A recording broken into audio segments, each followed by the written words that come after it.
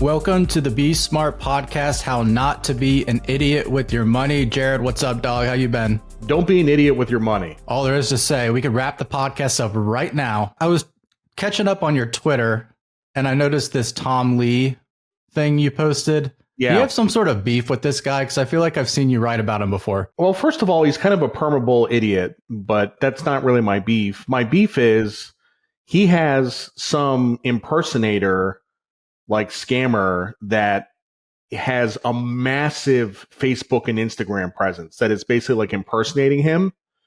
And like I bitched about it on Twitter, and he found my tweet and was like, "Oh, like Jared got fooled by the scammers," and then he blocked me. I'm like, dude, why don't you do something about it? Right? Like, I mean, literally, like whatever scammer this is, post stuff on Facebook and it gets like 3,000 likes. You know, it's probably bigger than his own business. Like, it's insanity. Does he get any like kickbacks from that? Like he's clearly aware of it. I don't know. You want to go to the market headlines? Do you got anything else? No, you know what I want to talk about first? Today, Roberta Flack passed away at the age of 88. Who she did the song Killing Me Softly with his song, if you remember that song. And the Fugees did it in 1997. And the original is great. The Fugees cover is amazing. Probably one of the few situations where a cover was better than the original. And I remember being in the Coast Guard. I was in San Diego. I was at Moose McGillicuddy's at like 1 a.m. Everybody's totally drunk. And they dropped that song. And it was like, this is kind of before I got into underground music, but it was like a religious experience in that club. It was incredible. And the cover is so good because it's patient. It's very patient. I like patient music, you know. It just makes you wait for it. So all day I've been playing the Fugees cover on my computer, just like over and over and over again. It's really one of the best songs of all time. Can you shoot me that link after the pod? Yeah, sure. And Lauryn Hill, who was a singer for the Fugees, she got in big trouble for her taxes, like tax evasion. I think she might have gone to jail. I don't know the circumstances, but she got in trouble for tax evasion. Market headlines. Let's get into it. First up from the Wall Street Journal, investors spot signs of market froth during long bull market. Investors are fearful that some market gains are outpacing typical measures of underlying value after strong economic growth helped power the S&P 500 to record after record in a nearly 2-year bull market.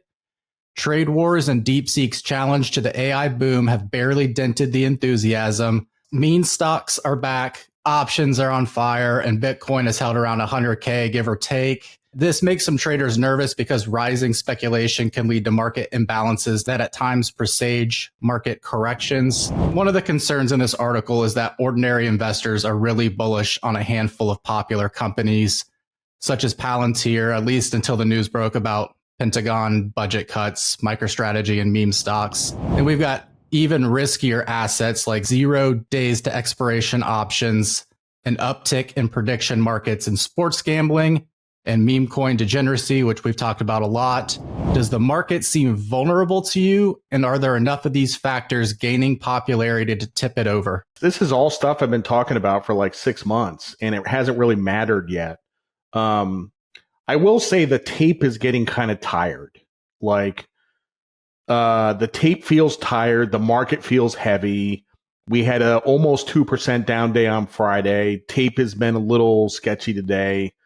Like it just feels, you know, even with all the speculation, the tape feels heavy. I have a tough time getting short here. Because like I said, like, you know, all these things have been true for 6 months and it hasn't mattered. And it might be true for another 6 months and it still doesn't matter. So it's very hard to trade. You know, one thing I've been telling people to do in the Daily Dirt app is, you know, just buy some puts as a hedge. I mean, you know, which brings up kind of like a bigger issue with, like, if you have $1 million house, you buy insurance on your house. If you have $1 million portfolio, people don't insure their portfolios. You know, portfolio could go down in value by $300,000 and people don't have it insured. right? So if you buy puts like once or twice a year, you're going to eat up 1 or 200 basis points of performance, but you can sleep at night because you can turn a 30% drawdown into a 5% drawdown. Next up, the new plan for Western companies is ABC, anything but China. With US-China tensions soaring again, many tech businesses are accelerating moves to shift production out of China and look for suppliers elsewhere, signifying a global tech world that is increasingly bifurcated between two superpowers. The trend is throwing up opportunities for countries in Asia and Latin America to move up the value chain. You have been talking about foreign assets and how international stocks are poised to turn around for a while now. Do you see this US-China divide providing more opportunities? I can't tell you what's going to happen. I can tell you what has happened. Chinese stocks have done really, really well over the last month. In China, for years was the big underperformer in EM, right? Like if you had an EM, emerging markets ETF, and it was 30% China, China was dragging you down. Last month or two, like China is actually pulling it up. China's been outperforming. Alibaba has been on a tear. It's one of the craziest charts I've ever seen. And this goes back to a couple of months ago when they announced the stimulus and everybody piled into China. And David Tepper was like, you should go all into China. Then you had a pullback, but now it's making new highs. And I think China relative to the US is at like a 3-year high at this point. So I have prejudices. I have biases. China has been cheap along with the rest of EM, but it's been cheap for a really long time. And I couldn't buy it just because it was cheap. It's a damn communist country. There's no property rights, right? Like if you own a stock in China, it could disappear. So I can't invest in that environment. There's people who love to pick bottoms on China on stuff like this. I don't get it. So, in fact, the emerging markets ETF that we have in the strategic portfolio is Freedom, FRDM, which excludes China. And up until, like I said, like a month ago, the performance was outstanding, right? And now China's gone up. We got to talk about gold next. So gold ETFs drew largest weekly inflow since March 2022, says WGC. I read that you're starting to get a little bit worried about a pullback in gold, but I'm guessing you're going to hold the line, yeah? I'm not doing anything with my core position. I saw some stuff today that the Costco gold, they're selling American Eagles and gold bars and stuff like that. Like they can't keep it in stock. It's like flying off the shelves.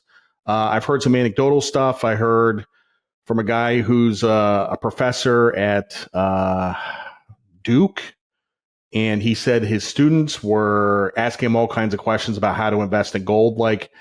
We said for a long time that like there wasn't any retail participation in this rally, and now there is retail participation, which kind of leads me to believe that you should be less comfortable in this position, and I am less comfortable.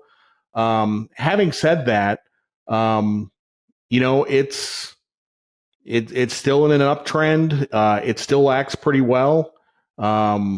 If gold is at 3,000 and it goes to 10,000, I really don't want to sell it at 3,000. I think there's more risk in selling too early than selling too late here. So, I'm just going to hang on to it. Let's get to the main topic here, consumer sentiment.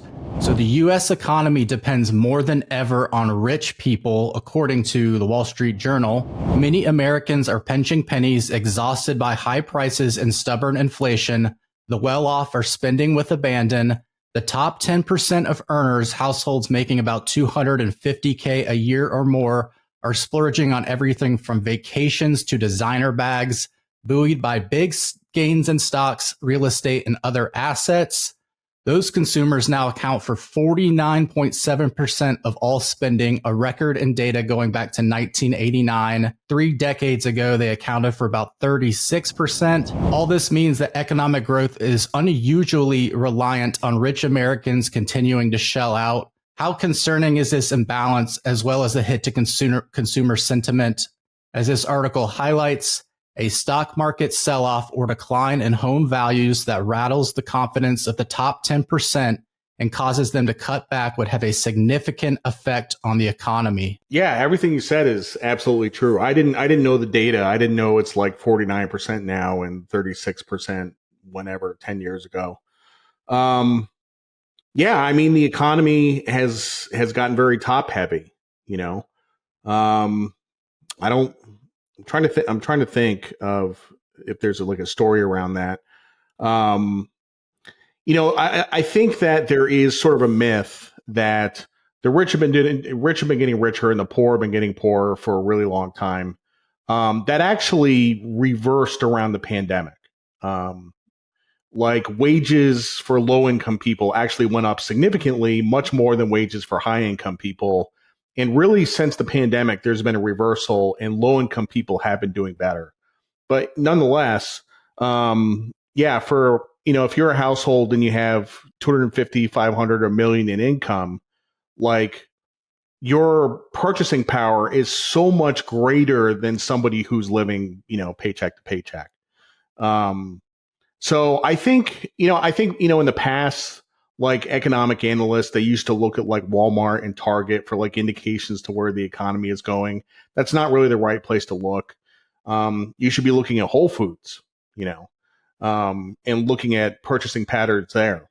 So yeah, I fully agree with this. Well, let's discuss some specific economic pain points for U.S. consumers, such as coffee and other staples.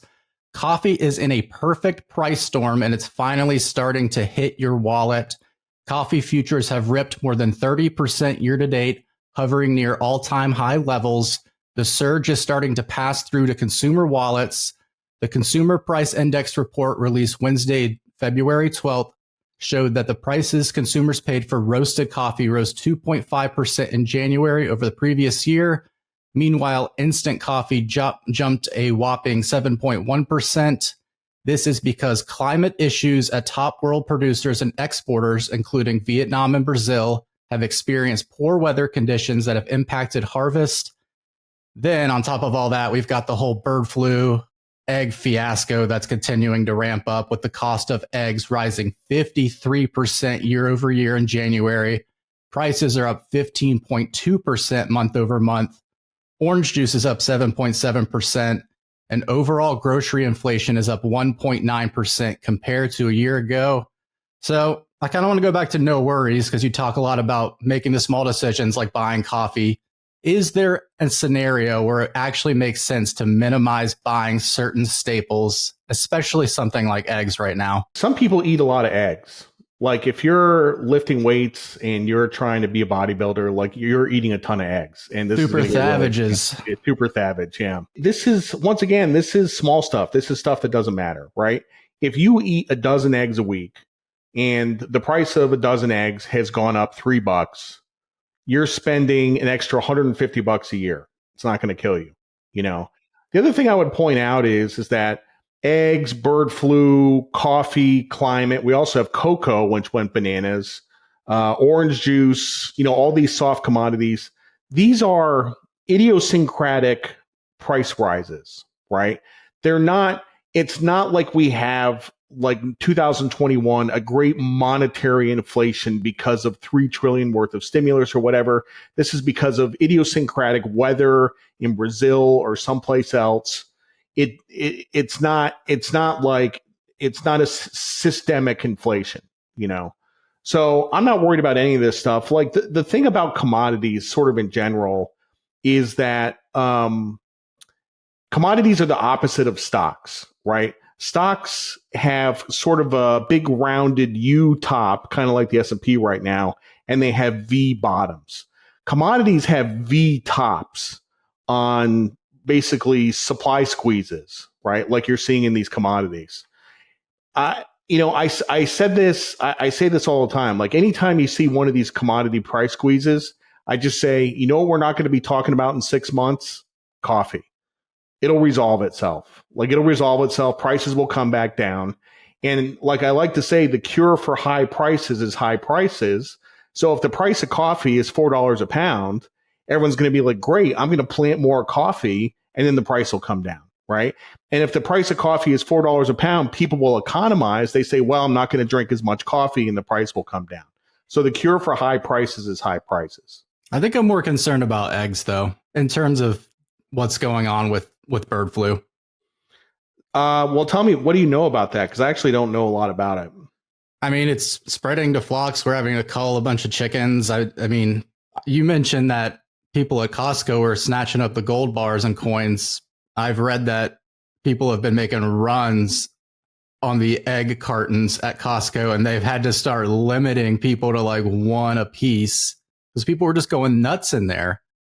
So it's the new toilet paper that was the 2020 craze. It's bizarre, but I don't know. I guess we'll see. Let's focus on year-round debt. Americans have always sought debt after relief after the holidays. Now their struggle is year-round. So let's focus on big picture debt here first, because I think a lot of people need to get away from this pressure of having to overstrain themselves during the holidays. What are your thoughts on this? In terms of like holiday spending, like... Let me back up a bit. The first 3 months of the year typically were the busiest for credit counselors who are inundated with calls from Americans zapped by out-of-control holiday spending or emboldened by a new year, new you ethos for their finances. But that landscape has changed, and many are stuck in what has become unaffordable car loans, while others turn to their credit cards over the past years to buffer themselves from higher prices on groceries and gas. So it seems like more people are feeling the burden after the holidays, and it's extending year round. See, I'm not a very nostalgic person. I don't get emotional about things. I don't attach any significance to Christmas. It's just another day.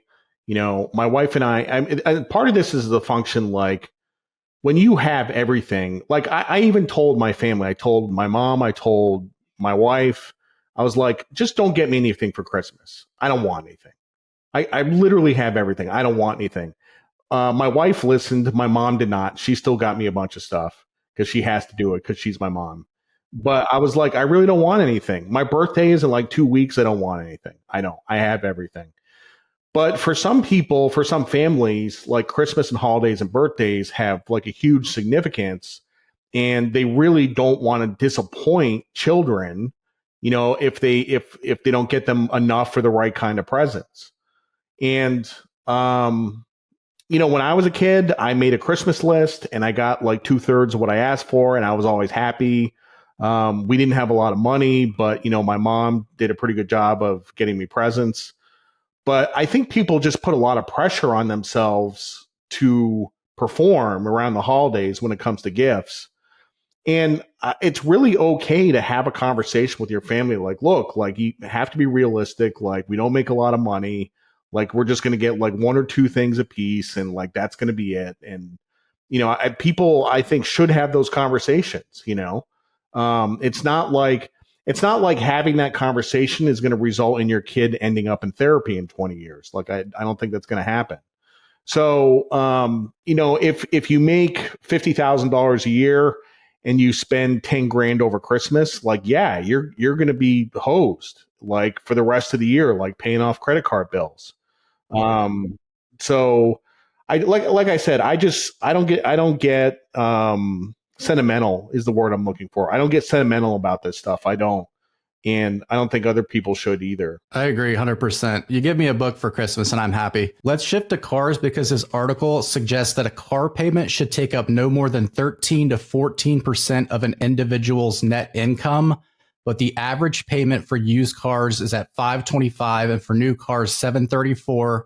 That rule of thumb is out the window, with individuals paying 21 to 22% of their income toward car payments, almost a quarter of their income just servicing an auto loan payment.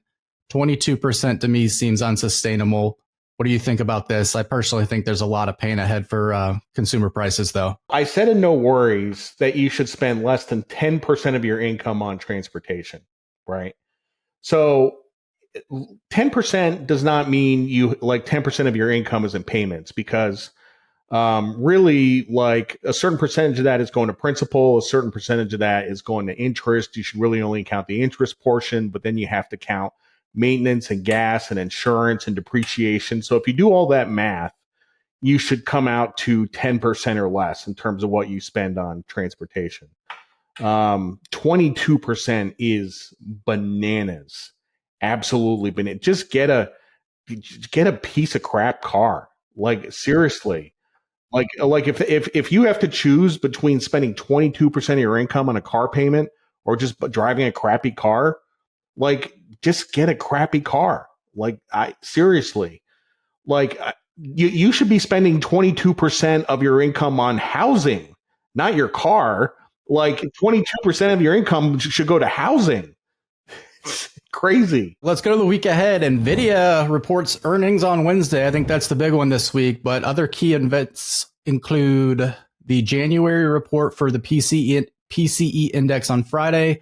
Also reports on US GDP, the housing market, and consumer confidence are due in the coming days. You looking at any of these? PCE will matter. I mean, we kind of have second tier data this week. I'm not really concerned about any of the data. Kind of seems like the bond market wants to go up. The price action is very bouncy in the bond market.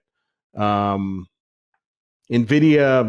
who the hell knows? I mean, I will say, like I said, the tape is tired. The market trades heavy.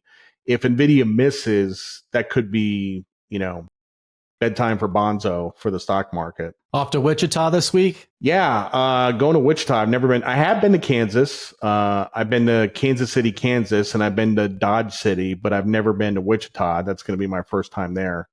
Got a speaking gig there. I was going to ask, like, what is there to do in Wichita? I mean, it is the capital, so there's got to be some stuff there. But yeah, I don't really know. I have some terrible flights on the way back. I have a 5.5-hour layover in Miami. So I told my agent, I was like, look, because I gave him the first part of my novel, and I'm like, please get me feedback on that so I can work on it in the airport in the lounge. Because otherwise, I'm just going to be scratching my butt for 5.5 hours. Yeah, we need a lot of fire under this agent of yours. He needs to give you some notes. But regardless, like, even if he doesn't, like, even if he falls down on me, I'm still going to work on the book. Like, I would like some direction.